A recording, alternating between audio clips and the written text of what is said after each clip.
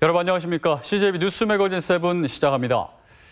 10년 전 세종시 원안 사수를 위해 뭉쳤던 충청권 시민사회단체가 행정수도 완성을 위해 다시 한번 힘을 모으기로 했습니다. 충청북도는 전국 시도와 행정수도 완성을 위한 연대를 추진하기로 했습니다. 구준회 기자입니다. 국가균형 발전과 지방분권을 위한 충청권 공동대책위원회는 지방민 모두가 정파와 이념을 초월해 행정수도 완성을 지지하고 협력해야 한다고 주장했습니다. 특히 충청권이 이를 주도해야 한다며 10년 전 세종시 원안 사수를 위해 뭉쳤던 경험을 살려 행정수도 완성 충청권 민관정 공동추진기구 구성을 제안했습니다.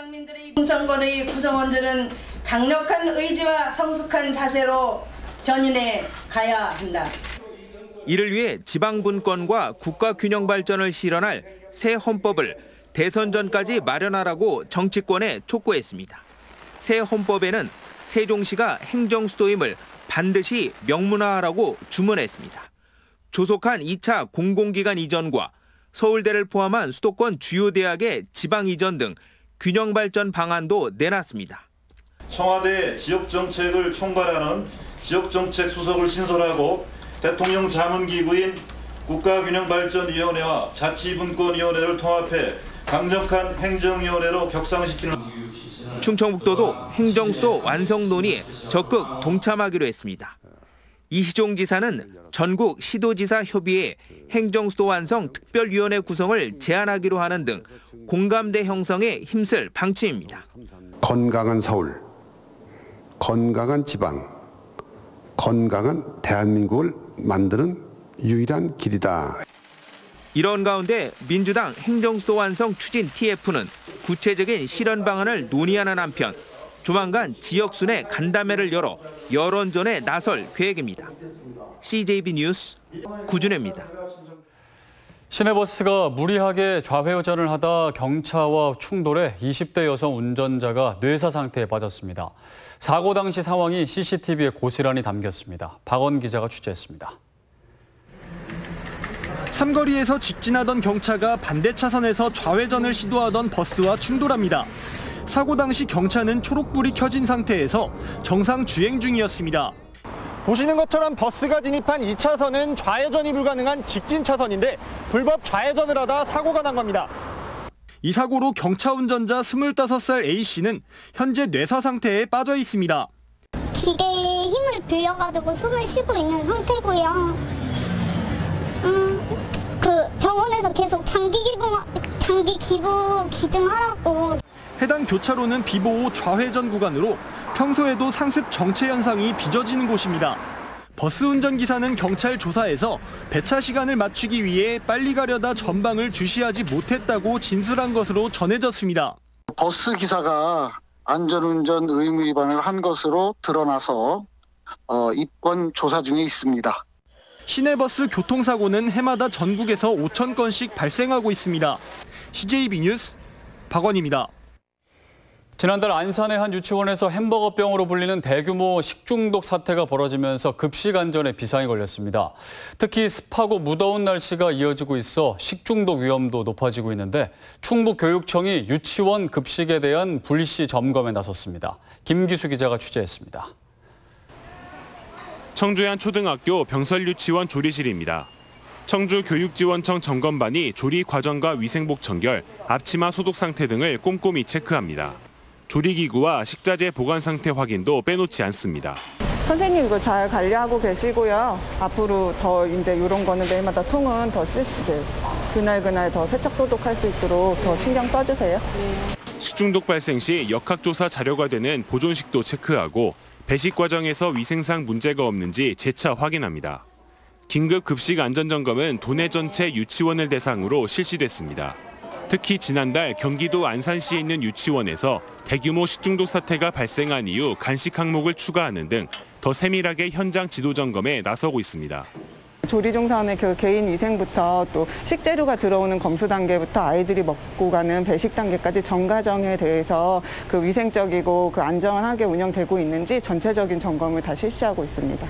충청북도 교육청은 긴급점검과는 별도로 하반기 정기점검을 통해 급식 안전에 만전을 기할 방침입니다. CJB 뉴스 김기수입니다.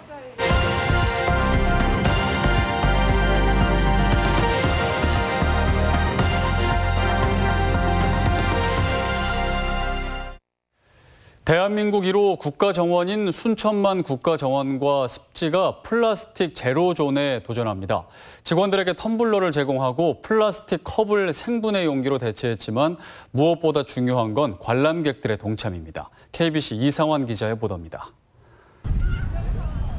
지난해 600만 명이 다녀간 순천만 국가정원입니다. 축구장 500배 면적에서 나오는 연간 재활용 쓰레기 양은 635톤. 이 중 플라스틱이 80%로 가장 많은 비율을 차지합니다. 플라스틱 문제가 전 세계적 과제로 대두된 가운데 순천시는 올해 초 순천만 국가정원과 습지를 제로 플라스틱 존으로 선포했습니다. 플라스틱의 문제에 있어서도 생태 관광지답게 모범을 보여야 한다고 생각을 했고 연초에 플라스틱 제로존을 선포했으며 저희들은 실천에 나아가기 위해서 다양한 정책을 펼치고 있습니다. 공무원과 운영사 직원들부터 플라스틱 사용을 줄이기 위한 실천 운동에 들어갔습니다. 개인 텀블러를 사용하고 일회용 우산 비닐 커버를 사용하지 않기로 했습니다. 정원 내 식음료 운영업체도 플라스틱 컵을 생분해 용기로 대체했습니다. 3배에서 4배 정도 비싸지만 지금 친환경 컵을 사용을 해서 플라스틱 줄이기에 지금 동참을 하고 있으며 지금 생수병이라든가 음료수병 같은 플라스틱 제품은 업체를 통해서 조금씩 협의를 통해 줄여 나갈 예정입니다. 플라스틱 사용을 줄이기 위해 무엇보다 중요한 건 관람객들의 동참. 순천시는 무료 음수대를 정원 곳곳에 설치하고 텀블러 이용 관광객에게 인센티브 지급 방안을 마련하기로 했습니다. KBC 이상환입니다. 보찜을 메고 전국 팔도를 다니는 보부상 중에 가장 유명한 곳이 예산의 내포 보부상입니다. 충남 서북부 지역의 상인연합체로 역사적인 의미도 깊은데요. 그 보부상들의 역사와 문화를 고스란히 담은 내포 보부상촌이 문을 열었습니다. TJB 류재일 기자의 보도입니다. 야외에선 신나게 미끄러지는 썰매 슬라이드를 즐깁니다. 또 박물관에선 흔들리는 의자에 물과 바람이 나오는 4D 입체 영화를 통해 보부상의 역사를 알아갑니다. 보부상 박물관만 있는 줄 알고 왔는데 생각보다 규모가 큰 놀이시설도 있고 공방 체험도 할 수 있고 그래서 보부상의 생활체험뿐만 아니라 하루를 즐겁게 놀 수 있을 것 같은 장소인 것 같습니다. 국내 최초로 보부상을 주제로 한 내포 보부상촌이 4년여의 조성사업 끝에 예산군 덕산면 온천지구에 개장했습니다. 조선시대 충남 서북부를 중심으로 크게 활성화됐던 보부상들의 역사와 문화를 알리기 위해 유물들이 잘 보존돼 있던 예산에 문을 연 겁니다. 6만 3천여 제곱미터에 479억여 원이 투입된 내포 보부상촌은 보부상의 역사를 재밌게 풀어놓은 보부상 박물관과 주막집에서 음식을 즐길 수 있는 장터, 한지 만들기 등을 경험할 수 있는 체험 공방 등이 갖춰졌습니다. 또 어린이들과 함께 놀 수 있는 물놀이터와 숲속 슬라이드에 AR, VR 등 가상현실 체험 공간 등도 갖춰져 가족들이 함께 찾을 수 있는 복합 문화 공간입니다. 보부상촌 개장과 함께 예당호 축과 덕산 온천의 그 보부상촌이 함께 전국 최고의 그 관광 명소로 기반이 다져졌다고 저는 생각을 합니다. 다만 일반인 11,000원의 입장료를 내고 체험 시설별로 또 요금을 내는 게 부담스럽다는 지적도 있어 지역민 할인 적용을 대전, 세종, 충남도민 전체로 확대할 필요성이 있습니다. 예당호 출렁다리가 인기를 끌면서 코로나 사태 속에서도 주말에만 만여 명 이상이 몰리는 예산에 새로운 볼거리와 즐길거리로 자리 잡을 전망입니다. TJB 유재일입니다. CJB 뉴스 매거진 7 함께하고 계십니다. 내일 충북의 날씨 알아보겠습니다. 박지영 캐스터 전해주시죠. 네, 이번 주도 막바지 장맛비에 대한 대비를 철저히 해주셔야겠습니다. 장마전선이 북상하면서 이번에는 우리 지역에도 꽤 많은 양의 비를 뿌릴 것으로 예상되는데요. 내일까지 예상 강우량을 살펴보시면 남부 지역에 50에서 100mm, 그 밖의 지역에서도 30에서 80mm로 적지 않은 양의 비가 내리겠습니다. 특히 내일 새벽부터 아침 사이 남부 지역을 중심으로는 시간당 30mm 안팎의 장대비가 쏟아지겠는데요. 내일 출근길에는 조금 서둘러서 나오시는 게 좋겠습니다. 시간당 몇 밀리미터 이렇게 듣기만 해서는 별로 와닿지가 않으시죠? 먼저 시간당 5밀리미터 정도면 스치는 정도의 약한 비를 의미하고요. 다음으로 시간당 20밀리미터 정도면 이때부터 우산을 써도 소용이 없을 정도로 세찬 비가 내리며 비 피해 가능성이 높아집니다. 또 시간당 30밀리미터는 폭우가 쏟아지며 침수 피해 가능성이 높아지는데요. 요즘 우리 지역에서도 짧은 시간 집중적으로 강하게 비가 쏟아지는 집중호우의 패턴을 볼 수가 있습니다. 당장 내일 출근길에도 강한 비가 집중되겠는데요. 추가 피해 없도록 주의를 철저히 해주셔야겠습니다. 날씨였습니다.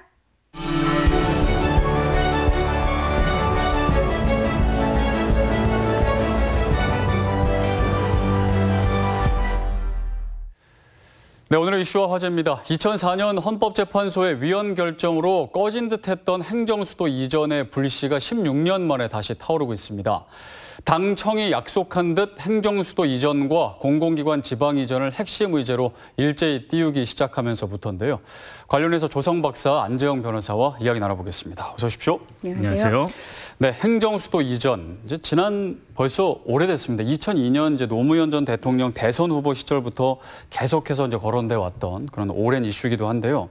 최근 다시 이 세종시 행정수도론이 떠올랐습니다. 어떤 배경에서 시작이 됐나요? 네, 우선 시작은 김태년 원내대표의 교섭단체 대표연설에서 시작이 됐죠. 네. 이제 세종시로 수도 이전에 대한 논의를 좀 마무리하자라는 의미의 이제 연설을 했는데요. 말씀해 주신 것처럼 이게 역사적으로 봤을 때는 한 16년 이상 지속된 이야기입니다. 지금 2002년에 대선 공약으로 시작해서 참여정부에 들어서 특별법을 통해서 이전이 추진이 됐는데 네. 사실 그 중도에 헌법재판소의 위헌 판결을 받게 되면서 사실은 이게 수정을 하게 되죠. 그래서 현재에 있는 세종시로 이전이 이제 다 이루어진 것은 아니고 청와대나 국회 이런 상징적인 곳들은 남겨둔 상태로 지금 부처들이 대부분 이동을 했지만 아직도 이제 남아있는 부처들이 있기는 합니다. 그래서 네. 반쪽짜리 이전이 됐고 이것이 결국은 이제 국가균형발전이라는 측면에서 뭐 혁신도시나 지방분권 이런 것들과 맞물려서 이제 시작된 논의였기 때문에 그것들에 대해서 좀 이제는 이제 마무리하자라는 측면에서 아마도 여권에서는 이런 제안들을 새롭게 이제 내놓은 것 같은데요. 이제 네. 사실 새롭다기보다는 지금까지 이제 이 16년 과정 속에서 지방분권을 위해서 추진됐던 여러 가지 일련의 이런 행정적인 노력들이 실제로는 어떻게 보면은 힘을 받지 못하고 있는 상황이 아마도 이제 이런 세종시로의 본격적인 이전, 수도 이전에 대한 모든 것이 완성되지 않았기 때문에 갖춰지지 못하는 것 아니냐라는 이 논란의 제기 때문에 아마도 이런 배경에서 여권에서는 이런 주장을 하게 된 거라고 생각이 듭니다. 네. 김태년 민주당 원내대표 제안 이후에 이제 급격하게 세종시 행정수도론이 지금 이제 떠올랐는데요. 민주당은 좀 발빠르게 지금 속도를 내고 있는 것 같습니다. 네. 특위도 구성을 하겠다. 그리고 법률도 빨리 개정을 하겠다. 지금 어떤 움직임을 보이고 있나요? 지금 여당이 행정수도 완성 추진 TF를 이제 꾸렸죠. 오늘 벌써 첫 회의를 한 걸로 네. 보도가 되고 있는데요. 올해 안에 구체적인 방법론까지 확정을 하겠다라고 하면서 속도를 내고 있고 또한 어떤 시한을 명시를 하게 되면은 아무래도 이제 야당에 대한 압박의 수위를 좀 더 가할 수가 있게 되겠죠. 그리고 법 개정에 대해서도 이제 법 개정 움직임도 같이 나오고 있습니다. 이제 김두관 의원이 과거에 있었던 이 신행정수도 특별법을 수정해서 금주 중에 발의를 하겠다 이렇게 이제 이야기를 하고 있고요. 그래서 전반적으로는 민주당이 이제 이렇게 관련된 이슈들을 선점하는 그런 효과를 이제 내면서 동시에 균형 발전이라든가 지역 분권, 지방 분권 이런 것들에 대해서도 좀 더 탄력적으로 힘을 받고 가겠다. 이것은 결국은 수도권 과밀이라는 이제 국가적인 난제를 해결하기 위한 그런 노력이다라고 네. 지금 이야기를 하고 있습니다. 어쨌든 이 수도 이전을 위해서 필요한 방법이라고 한다면 이제 가용할 수 있는 방법이라고 한다면 개헌이라든지 국민 투표 그리고 지금 이제 민주당이 먼저 이야기하고 있는 그 입법 차원의 이런 결단들이 가능은 한데 우선은 이제 입법 차원에서 국회에서 해결할 수 있는 범위 안에서 여야가 합의해서 이것을 해결할 수 있다면 그것으로 하고 그것이 안 될 때는 뭐 국민투표 향후에는 개헌까지도 하겠다는 그런 입장을 보이고 있는 것 같습니다. 네, 이제 현재 이제 미래통합당도 그 내놓은 입장을 보면 뭐 성난 부동산 민심을 돌리려는 꼼수다. 뭐 이렇게 반대 네. 입장을 지도부에서 내고 있고 또 일부 의원들은 찬성 입장도 내고 있긴 한데. 네. 근데 대놓고 또 미래통합당이 반대는 못하는 분위기다. 뭐 이런 입장도 있어요. 그건 왜 그런 건가요? 그 내부에서는 일단 지도부는 이제 공식적으로는 말씀해주신 것처럼 이게 국면 전환용이다. 지금 네. 부동산 폭등 때문에 나타나는 민심의 이반도 있고 대통령 지지율도 떨어지고 있고 또 민주당과 관련된 여러 가지 악재들이 있기 때문에 이런 것들을 해결하기 위한 꼼수가 아니냐 이런 얘기를 하고 있는데요.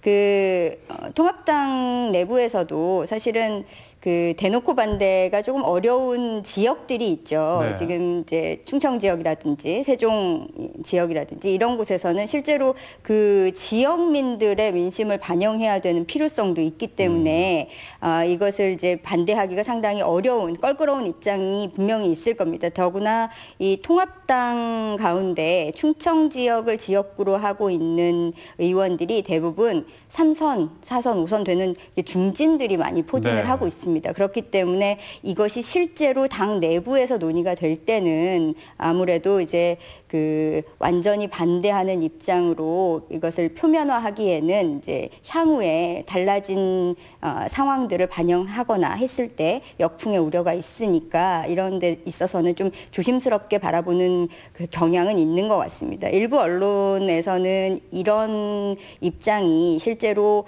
충청 지역 특유의 어떤 본심을 드러내지 않는 화법 때문이 아닐까라고 이제 보도를 하는 쪽도 있기는 한데요. 그보다는 사실 이제 그 실제 그 지역구의 이해관계가 얽혀 있기 때문에 사실 포기하기 어려운 이슈가 아닌가 싶습니다. 네.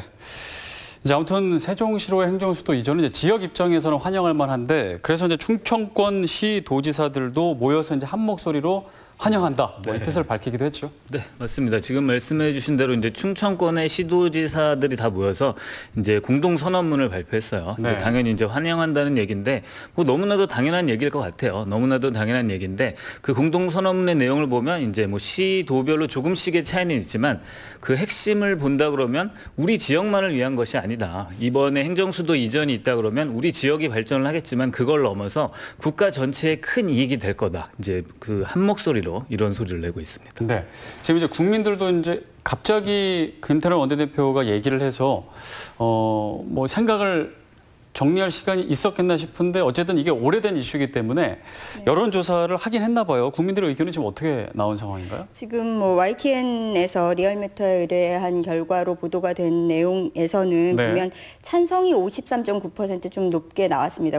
절반 이상은 그래도 이전에는 찬성한다라는 입장을 보이고 있습니다. 물론 이제 지역이나 세대별로는 조금 편차는 있는 것 같습니다. 이제 뭐 가장 찬성 비율이 높은 곳은 광주 전라 지역인데요. 68.8% 그리고 충청권, 그러니까 대전, 세종 포함한 충청권 지역에서도 66.1% 높게 나왔습니다.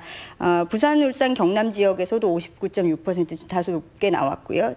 대신에 이제 서울이나 대구, 경북 지역에서는 좀 팽팽한 것으로 이렇게 조사 보도가 되고 있습니다. 연령대에서도 좀 차이는 나는데요. 20, 30대에서 60% 이상 찬성을 하는 걸로 나타났고, 네. 50대에서는 이제 50% 수준, 그리고 60대 이상 층에서 좀 이제 팽팽한 양상을 이렇게 보이고 있습니다. 이 정치 성향 측면에서도 이런 뭐 반대 찬반이 조금 나뉘어질 것 같기는 한데요.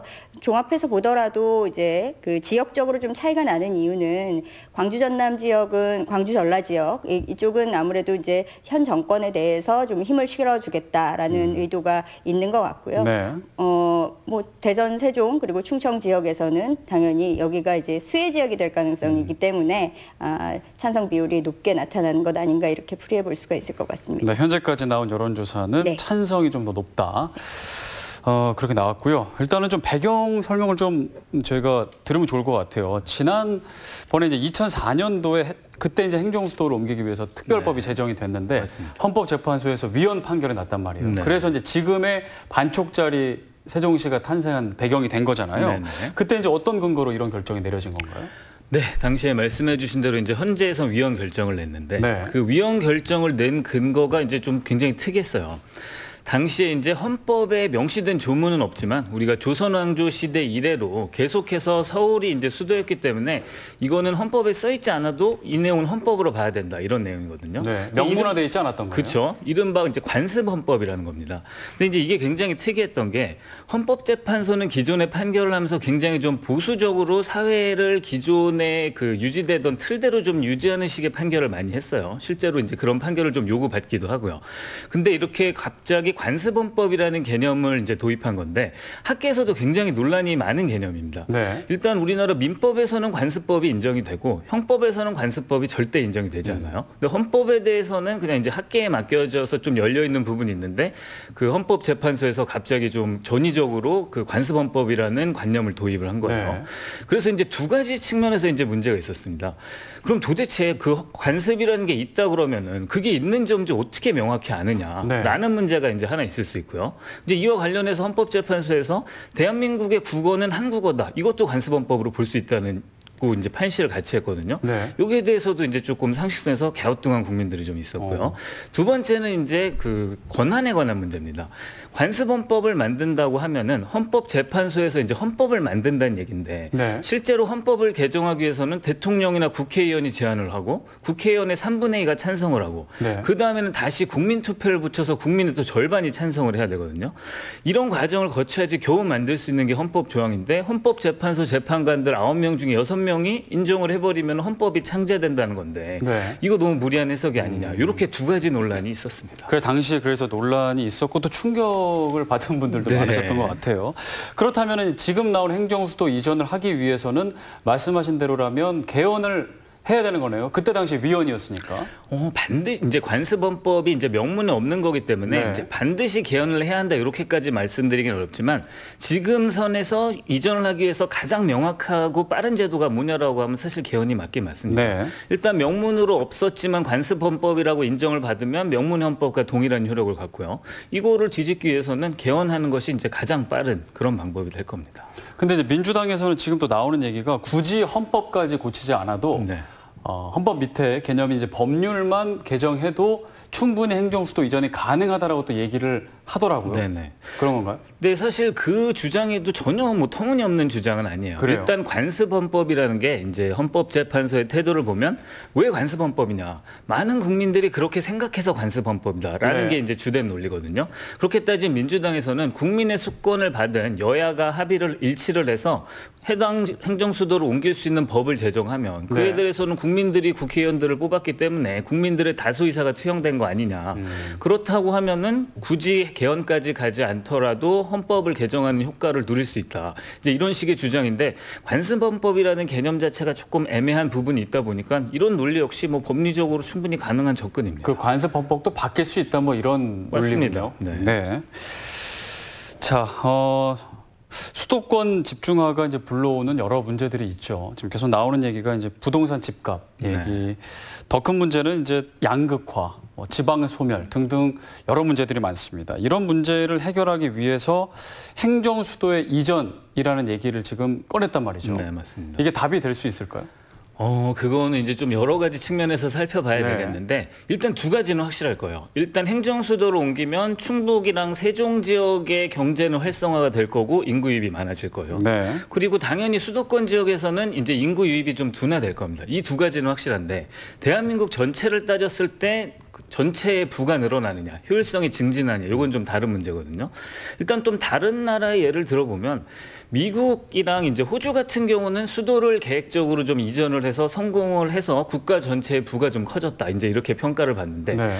브라질 같은 경우에는 계획적으로 수도 이전을 했다가 비효율만 발생하고 그래요? 예, 국가 전체의 아직까지도 그 부채를 다 갚지 못한 이런 문제가 있거든요. 따라서 이거는 어떤 방향으로 결정한다고 해서 무조건 성공이 보장되는 방향은 아닌 것 같고요. 그에 맞는 세부적인 국민적 합의들이 굉장히 중요할 것 같습니다. 네. 돼도 꼭 문제가 해결되는 건 아니고 그 이후에 어떻게 진행하느냐에 따라 또 다르다. 자, 그렇다면은 어쨌든 일단 행정수도 이전이 완성이 돼야 될 텐데 이게 단순히 그냥 말로만 하고 정말 야당이 비판했던 것처럼 공영불에 그치지 않기 위해서는 어떤 노력이 좀 필요할까요? 네, 우선은 지금 이제 세종시가 첫 삽을 뜬 이후에 사실 이게 반쪽짜리 움직임이었기 때문에 나타나는 여러 가지 부작용들이 있었습니다. 이제 공무원들 입장에서도 출장 다니느라고 일을 다 못한다. 길과장이라는 뭐 얘기까지 있을 정도로 보고 다니기 위해서 서울을 오가는 일, 그리고 서울을 포기 못하고 여전히 이제 세종시는 직장으로 버려두는 일, 이런 일들까지도 벌어졌었는데요. 지나간 역사의 뭐 사실에 대해서 가정은 불필요한 일들이겠지만 아마도 우리가 그 16년의 시간 동안에 좀 그때도 당시에는 이러한 문제들, 이제 수도권 과밀이나 그로 인해서 나타나는 부동산이나 교육이나 이런 집중 문제를 어느 정도 해결해 보고자 하는 노력의 일환으로 아마 시작된 것이었잖아요. 그렇기 때문에 이것을 위해서 좀 우리가 매진할 수 있는 시간을 좀 놓친 것이 아닌가라는 우려도 생기거든요. 그런 측면에서 이번에 이런 그 발의된 내용들, 사실 이런 것들이 정쟁으로 그치지 않고 여야의 어떤 이해관계의 측면이라기보다는 국가 전체의 발전이라는 측면에서 사실은 우리 분권 논의는 정말 필요한 이야기다라는 데에 국민적인 합의를 어느 정도 해가고 있는 과정이라고 봅니다. 이를 위해서 방법적인 것, 이후에 절차적인 것, 이런 것들을 보다 심도 있게 논의할 수 있는 그런 그 장이 좀 마련이 돼야 된다라고 생각이 듭니다. 네, 알겠습니다. 조성 박사, 안재영 변호사였습니다. 말씀 여기까지 듣겠습니다. 감사합니다. 감사합니다. CJB 뉴스 매거진 7 1부 여기서 마치고 잠시 후 2부로 이어집니다.